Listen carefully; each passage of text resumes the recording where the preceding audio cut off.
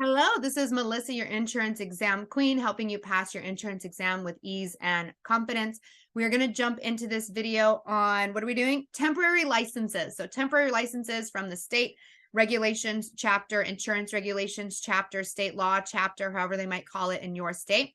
Before we do that, please make sure to subscribe to the channel, like this video, and in the comment section, you can actually drop what state you're in, what exam you are taking, and I will tell you what is important to focus on and how I can best help you pass your exam with ease and confidence. Now, temporary licenses. So, generally speaking, in order to sell insurance, you have to get a license to be able to do that. And you do that by taking this test, being 18, paying the fee, and submitting the application to be able to sell.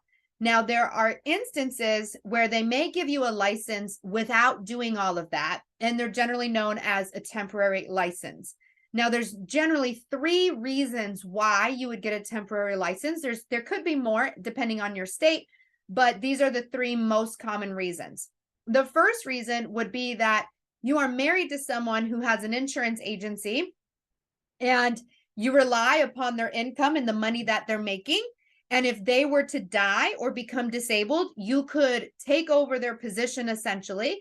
And the goal of the temporary license at that point is one, to allow you to collect the commission, because you cannot collect commission unless you are licensed, right? So you get the temporary license so you can earn their commission check. And then the other thing too is to give you enough time to either take the test yourself if you want to stay in the business and keep it open, or to allow you time to then sell the business to someone else. So if you want to keep the company going, you can take your own exam, you can get your own license, or if you just want to sell the business, then you have time to sell the business. Another reason that may happen is rather than a family, it's more like an employee. So if there's a corporation or a firm and there's a person who is the licensed representative, they die or become disabled, another employee can take over with a temporary license.